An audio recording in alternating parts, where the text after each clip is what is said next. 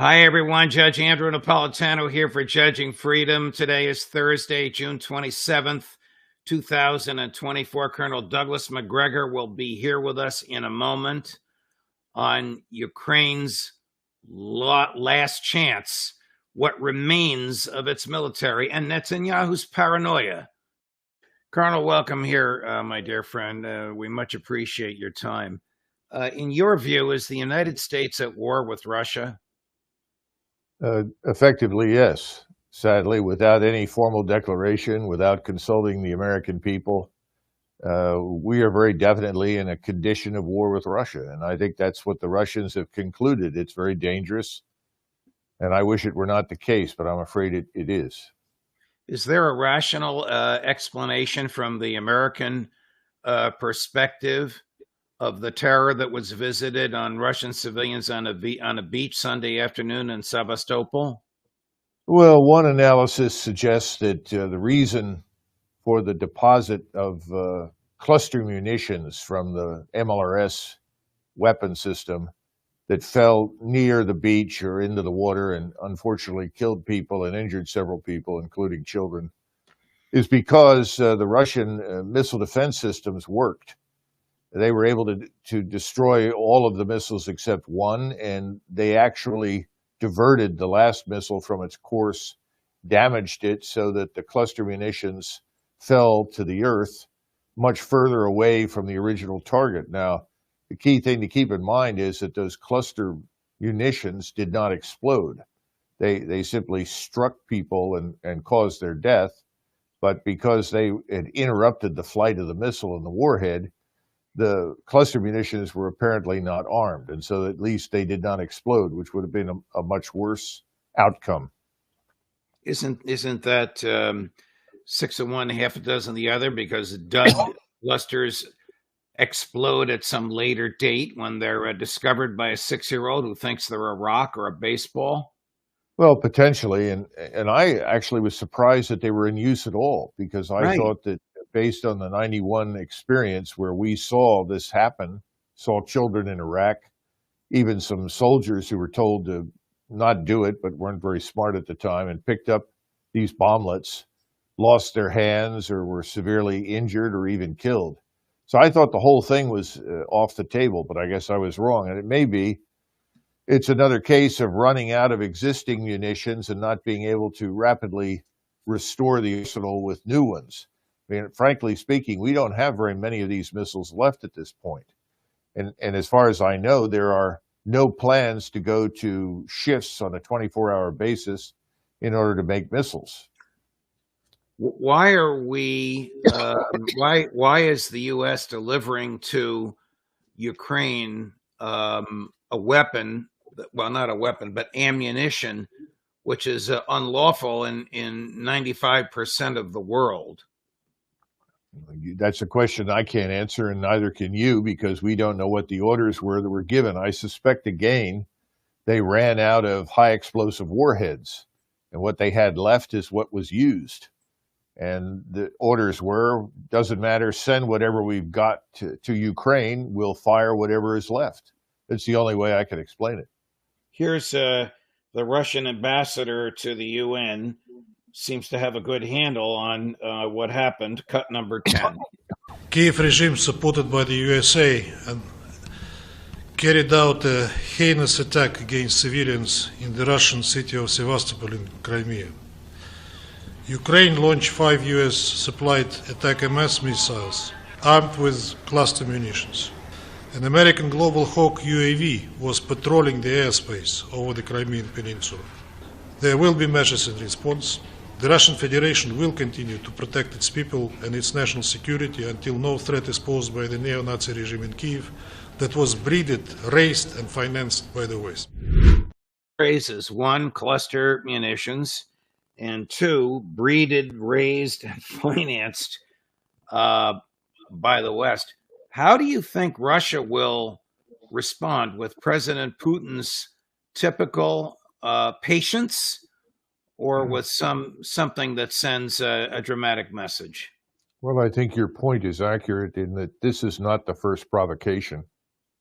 If we stop and consider the strike that struck the early warning ballistic missile system radar, that in and of itself could have resulted in an immediate counterstrike by the Russians. It didn't happen, primarily because President Putin wants to avoid a direct confrontation with the United States and NATO. He's never wanted it. We're the ones that goaded him into attacking into eastern Ukraine to begin with. We're the ones that wanted to place forces right on his border with the goal of attacking him. We're the ones that wanted to place missile systems there. So I think it's very obvious that under the circumstances, he could have attacked with any number of different weapon systems a long time ago, and he hasn't done it. I hope he can continue to exercise restraint, because I think we're nearing the end of this tragedy, frankly. How much longer can, well, before we get to nearing the end, why would they have done this on a Sunday afternoon, on a Sunday that is a feast day, a high feast day? It's Pentecost Sunday in the Russian Orthodox Church. Everybody's off and the beaches are packed, unless they wanted to injure or kill civilians. Well, I'm sure that's not an unreasonable conclusion if you're a Russian.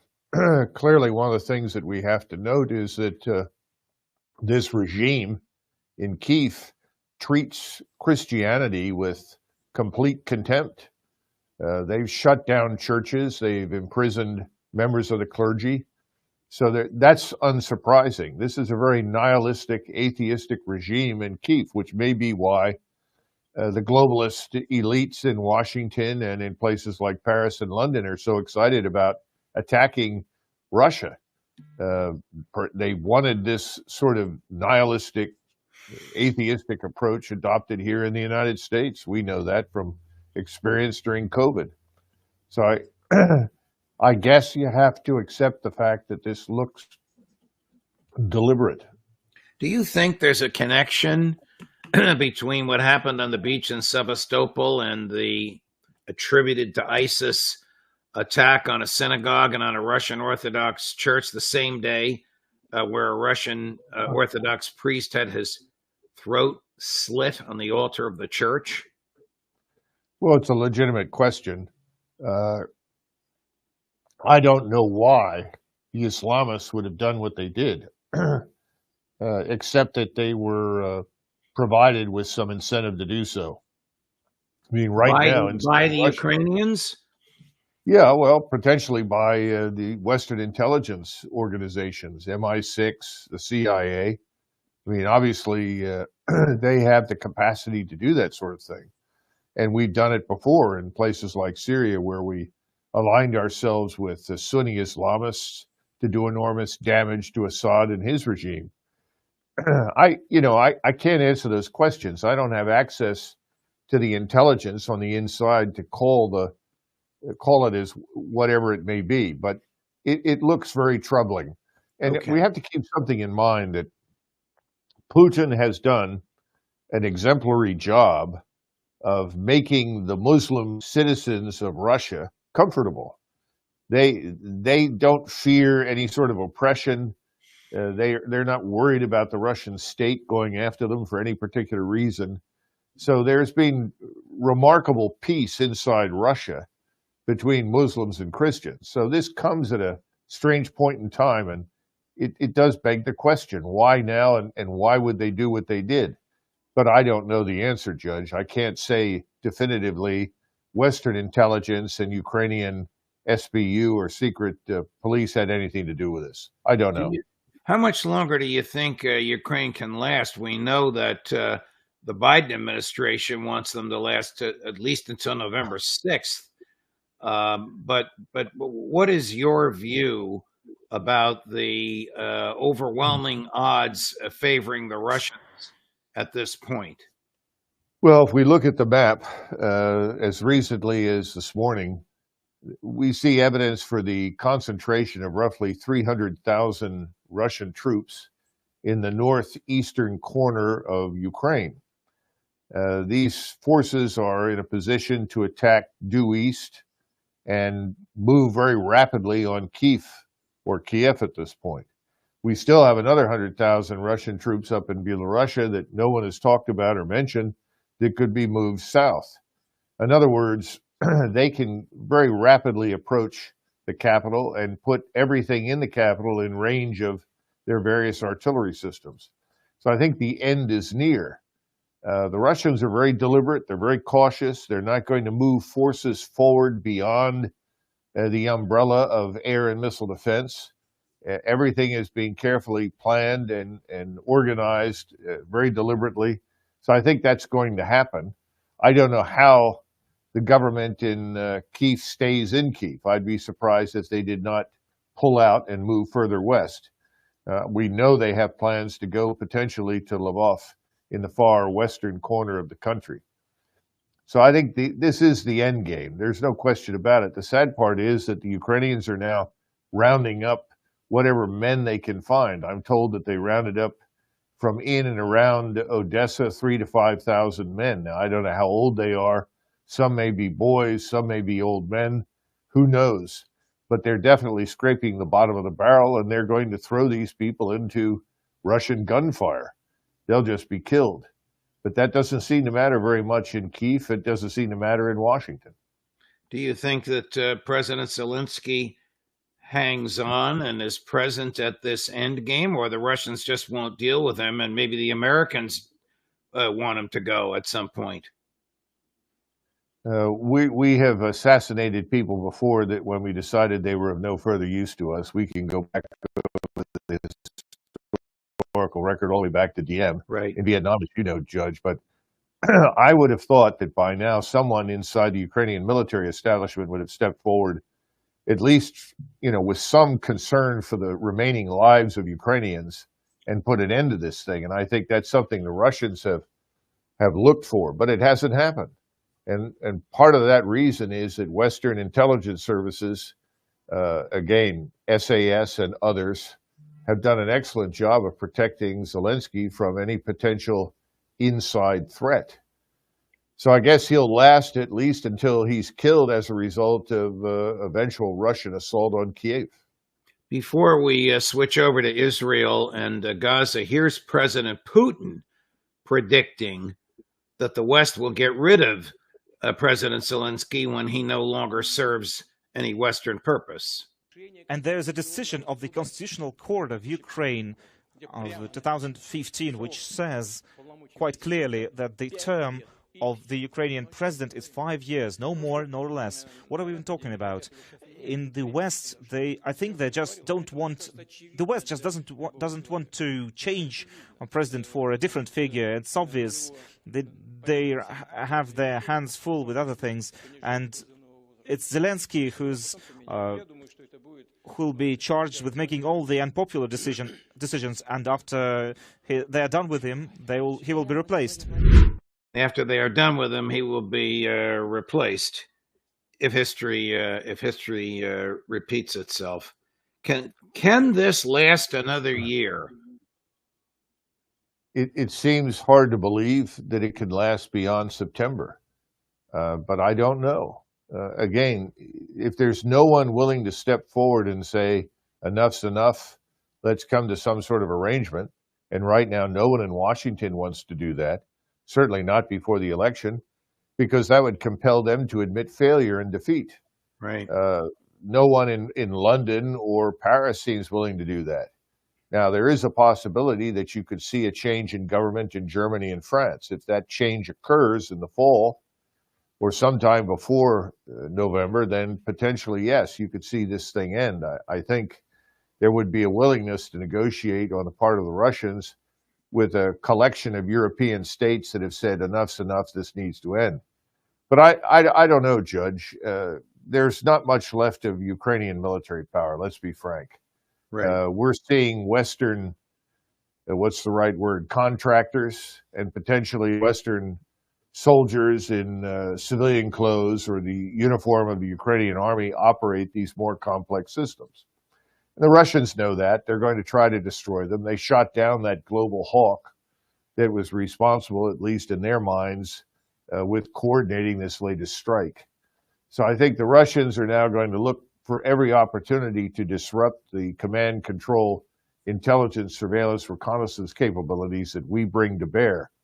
That could lead to a confrontation. I hope they'll be careful, because that could trigger the very thing that I think no one in their right mind wants, which is a direct confrontation between Russia and the United States. But we know that contractors are going to get killed. If those guys are wearing fatigues but not government issued, and their boots on the ground, and they have weapons in their hands or at the other end of their computers, they're fair game. Oh, absolutely. That's not what I'm talking about. I'm talking about potential attacks on our satellites in space, as well as attacks on aircraft, manned or unmanned, that are part of this intelligence, surveillance, reconnaissance complex, because that's really at heart of what keeps the Ukrainians even in the game. Right. There's not much left on the ground as far as an army is concerned. That's in ruins. The clip Last week, they lost 13,000 men. Oof. This is the sort of thing that happens at the end of a war when an army is collapsing and retreating. That's when most of the damage occurs. You lose more people during a retreat than you do in a stand-up battle. So this is effectively over on the ground. I'm sure the Russians will advance when they feel comfortable doing so. The real question is, how much damage do they do to what I just described, to our intelligence, surveillance, reconnaissance complex? I hope that people are more thoughtful than they've been thus far and will keep at least our manned aircraft out of range. But as the Russians advance towards the west, towards that river, they'll be able to take more and more things under fire and destroy them. That's the concern that I have. Switching gears to Israel, here's Prime Minister Netanyahu's latest. I won't even characterize it other than by saying he has a catalog of countries in there that he believes will soon be at war, and he blames everybody but Israel. This is just about an hour old, this clip, Colonel. So we'll play it for you. It's a little bit longer than a minute. I'd love your thoughts on it. And Iran is fighting us on a seven-front war. Obviously, Hamas, Hezbollah, Houthis, the militias in Iraq and Syria, Judea, Samaria, West Bank, Iran itself. They'd like to topple Jordan, and their goal is to have a combined ground offensive from various fronts, coupled with a combined missile bombardment. We have to, we've been given the opportunity to scuttle it, and we will. The first requirement is to cut that hand, Hamas. People who do this thing to us are not going to be there, and we'll have a long battle. I don't think it's that long, but we'll get rid of them. We also have to deter the other elements of the Iran terror axis. But we have to deal with the axis. The axis doesn't threaten only us, it threatens you. It's on the march to conquer the Middle East. Conquer the Middle East. Conquer. That means actually conquer. Conquer Saudi Arabia, conquer the Arabian Peninsula. It's just a question of time. And what's standing in their way is the small Satan, that's us, on the road to the middle-sized Satans, that's the Europeans. They're always offended when I tell them that. You're the great Satan, not them. Okay, and we have to stop them. I don't know what to make of that, Colonel. What do you think? He's beginning to sound like Ahab in Moby Dick. He's on a doomed whale hunt. He's beginning to see enemies everywhere. Right. Doesn't seem to understand that he's precipitated the emergence of this coalition against him. It's his actions as the Israeli offensive that's being launched in against Hamas. Now the very high probability that they will attack Hezbollah that is convincing everyone in the region to turn against him. The Saudis, like the other ruling elites in the Arab world right now, are very concerned about being removed by their own people because the populations are enraged. This is certainly true in Jordan. I think King Abdullah is hanging on by his fingernails. He's got millions of Palestinians in his country that are appalled at what's being done to their fellow Palestinians on the other side of the Jordan River. You've got General Sisi, who is apoplectic.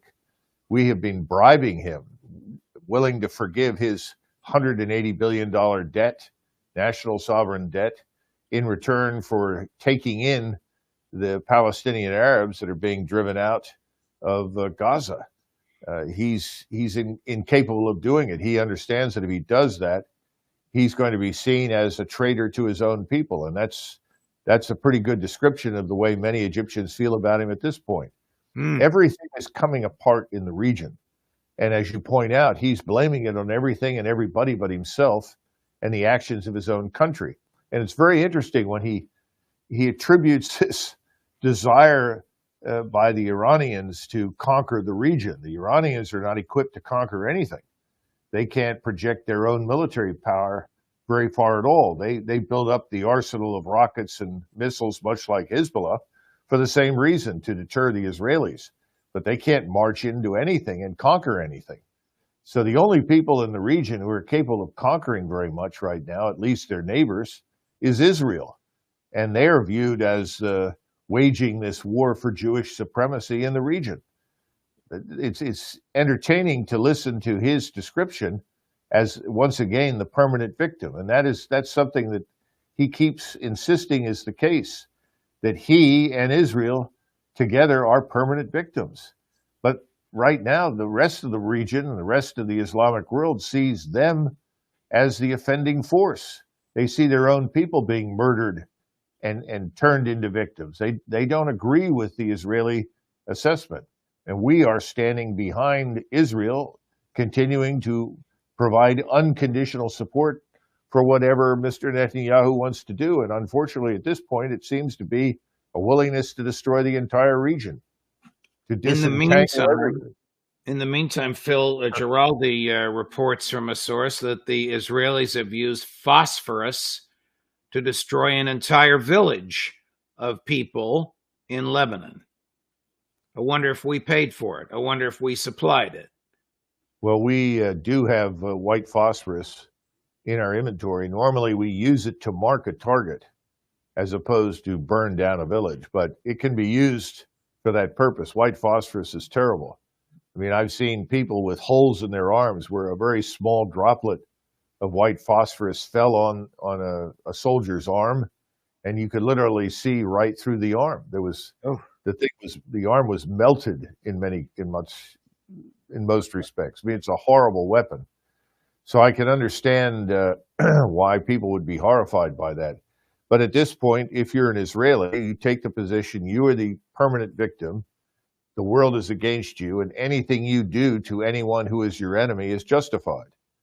I mean, this was surprising to me to listen to the former chief of defense in Israel, Benny Gantz, make the comment that, well, we haven't been able to destroy Hamas, but we think we can destroy Hezbollah's capabilities in the space of a few days. Isn't that absurd? The only way that could happen is with the use of tactical nuclear weapons, which is my great fear, because that would literally open Pandora's box and put the very existence of Israel at very, very high risk. Is there or are there any reports of which you are aware of the Greeks on Crete aiding the Israelis by using a portion of Crete for assembling or staging troops or weapons? Well, I was alerted by a source that's very familiar with Cyprus, actually a British source, saying that the Israelis were preparing to utilize facilities on Cyprus, specifically airstrips. I don't know whether or not that happened, because very early on, Nasrallah, the leader of Hezbollah, warned that if that were the case, that they would regard Cyprus as a legitimate target for their weapon systems. But again, as we discussed much earlier, this is a very dangerous thing to even discuss because it involves the Turks. The Turks are very sensitive right now because they know that the Israelis and agents from the United States are working to stir up the Kurds against the Turks. Turks are looking southward, and they see the danger of Kurdish violence directed at them. In other words, an actual war front opening up to the south and to the east. And at the same time, now they're looking at Cyprus as a potential springboard for the Israelis. And they're not going to allow that to happen. The Turks are very sensitive to Cyprus. It's the unsinkable aircraft carrier in the Eastern Mediterranean. They don't want that to fall into the hands of Israel for fear that it might be used against them. And there's so much anger in Turkey right now, in fact, across the entire region, but especially among the Turks, against the Israelis for what they've done in Hamas. I don't think it would take very much for the Turks to intervene directly on Cyprus. And of course, that opens up the potential for a war between the Turks and the Greeks, a war that, quite frankly, the Greeks would probably lose because they're not prepared for it, and the Turks are.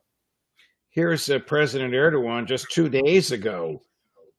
Israel has its eyes set on Lebanon. Number 8, Chris.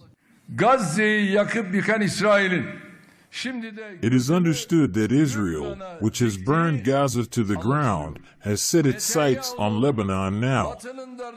I am saying this clearly. Netanyahu's plan to spread the war to the region with the consent of the West will lead to catastrophe.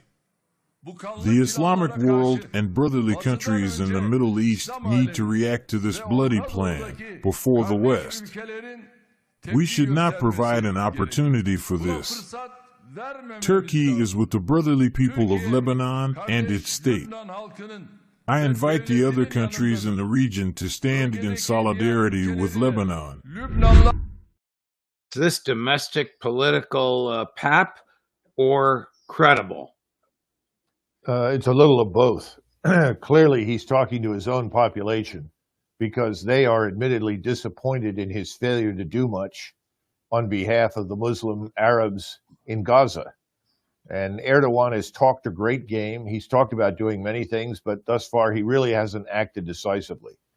I think he's being pushed to the edge right now by his own population.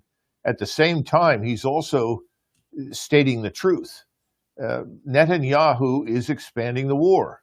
We always knew that if he was going to win the conflict against Hamas, that he would probably expand the war, certainly to Hezbollah, in the hopes that that would bring us into the conflict on his side.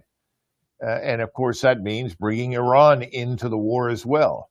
In other words, he's intent on blowing up the region on the assumption that with us, he can destroy all of Israel's potential or real adversaries and then dominate the region in perpetuity.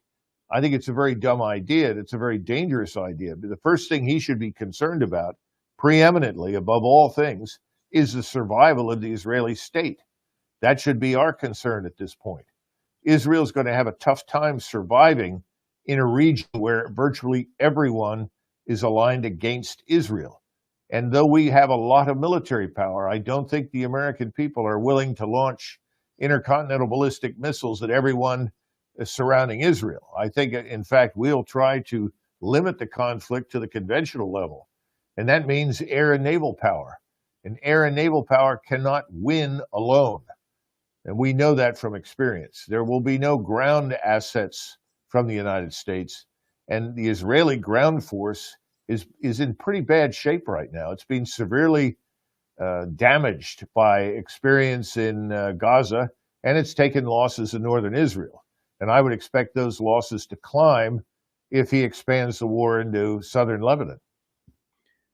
Colonel, if Netanyahu attacks Iran and Iran appears to be taking a lot of firepower from them, wouldn't you expect President Putin to get involved? I think the first thing that we should see, or will see probably, is a direct assault against Hezbollah. The direct assault against Hezbollah will inevitably bring in Iran because the Iranians are not going to abandon the Shiite Arabs that live in southern Lebanon to be destroyed or annihilated by Israel. This is especially true if the Israelis, in fact, employ tactical nuclear weapons, which I think would be disastrous. That would be the precursor to a regional war. At the same time, President Putin is not going to stand idly by if we attack and try to destroy Iran. He will certainly come to Iran's aid. The real question, though, that is most important beyond these is, what do the Turks do? Will the Turks simply sit there and do nothing? I think that's going to be very hard for Mr. Erdogan to do. I think he's looking at what's happening on the southern border with the Kurds and what we and the Israelis are doing there. as well as what potentially could happen on Cyprus. Those two things may be enough to trigger direct Turkish intervention, particularly if Iran comes into the conflict. These are all wild cards. We're discussing terrible scenarios, and it gets back to the original point. Strategically, Mr. Netanyahu's first concern should be the survival of the Israeli state. Israel's survival is not best served by trying to destroy everyone in the region. That's not a good answer. Someone needs to step forward in Israel and point that out, because Israel must survive. You know, just because we don't like what the Israelis have done in Hamas, and there are many of us like that are very disappointed, that doesn't mean that we want to see Israel destroyed. On the contrary, I think Israel should survive. I strongly support that, and I think we should intervene to ensure that happens. My concern is he's putting the entire thing at risk. He's essentially risking everything on one throw of the dice, to be blunt. Because he wants to stay in office in order to avoid prosecution. Another charge against him leveled by the Israeli Attorney General this week. Well, so that may be true. I don't know the man personally. I have always believed that in his heart he thinks he is a Jewish patriot saving Israel. I think he's misguided, to put it bluntly, and the alternative outcome is what I fear. And we can't stop that, Judge. That's what people have to understand. The American military establishment is not in shape to wage war against everyone in the region, let alone Russia. Where does World War III start? In Israel, Gaza, or in Russia, Ukraine? You know, I have trouble believing that it would start in Ukraine. I really do, because I think if we look at these latest election results from the European Union, it's pretty damn clear that the European people are unhappy with their governments and they don't want a war with Russia. Now, they may not all think that what's happened in Ukraine is justified. They may not like what's being done, but they know they don't want a war with Russia. So I would argue that the great danger right now is in southern Lebanon, that if the Israelis, who have failed miserably to deal with Hamas effectively, now turn on Hezbollah, that will widen the war. That will inevitably bring in Iran. He's talking about a 7-front war. That's much more than what he's even discussing. That means that the Iranians will launch their arsenal at Israel. You know, then the question is, what does everybody else in the region do? Will Sisi go away? Will King Abdullah be replaced? And will these Arab states suddenly erupt like volcanoes and spew out hatred, hostility, violence against Israel on a scale that no one today can even imagine? This is my concern. And then finally, the Turks. The Israelis have been very smug and arrogant about the rest of the region, saying, oh, that's impossible. They'll never do this. They'll never do that. And yet the evidence has always been there that these populations and governments and scientific industrial capacities are greater than the Israelis thought, and that there's a greater willingness to fight against them than they anticipated. And that's my concern.